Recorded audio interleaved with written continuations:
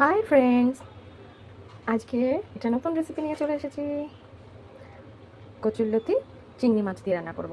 তার জন্য আমার লাগবে কচুরলতি আমি ছুলে রেখেছি, চিংড়ি মাছ, টমেটো, লঙ্কা, ফোড়নের জন্য লাগবে আমার কালো জিরে, শুকনো লঙ্কা, তেজপাতা, এছাড়া নুন, হলুদ, জিরের গুঁড়ো, মিষ্টি, সামান্য রসুন কুচি। চলো লেটস স্টার্ট। ফার্স্টে আমি তেলটা গরম করে নিচ্ছি। এবার আমি চিংড়ি মাছগুলো আগে ভেজে নেব।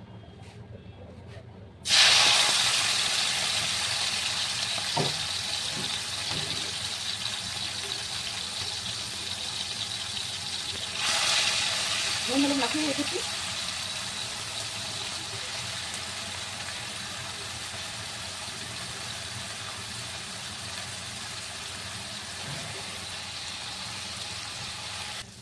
চিংড়ি মাছটা আমার ভাজা হয়ে গেছে।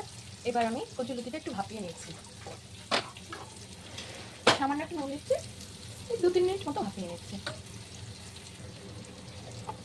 অ্যাড করছি সামান্য একটু নুন, যাতে গলা না চুলতে, তার জন্য। আমার কচুলতিটা সিদ্ধ হয়ে গেছে। এখন আমি এটাকে জল ফেলে দেবো। কড়াইতে একটু তেল দিয়ে দেবো।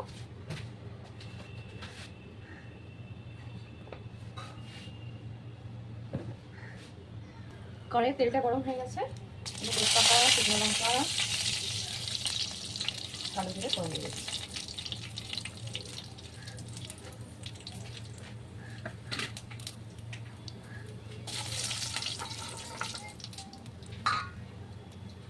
কচুলতিটা জল ঝরিয়ে রেখেছি, দিয়ে দিলাম।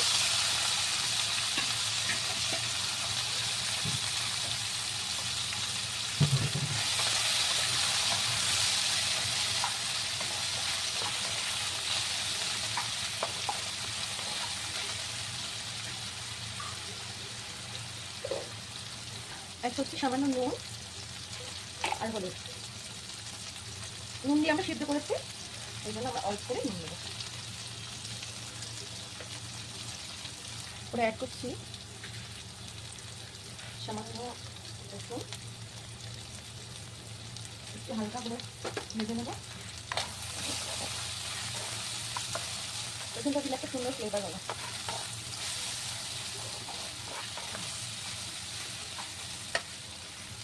এবার অ্যাড করছি, একে একে সমস্ত কিছু অ্যাড করে দিচ্ছি। টমেটো, লঙ্কা, মশলাগুলো সবই অ্যাড করে দিচ্ছি।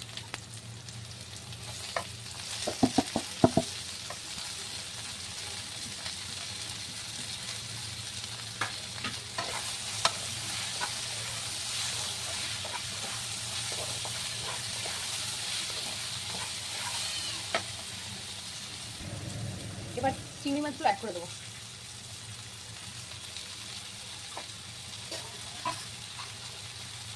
সামান্য একটু নাড়িয়ে দিয়ে ঢাকা দিয়ে রাখবো।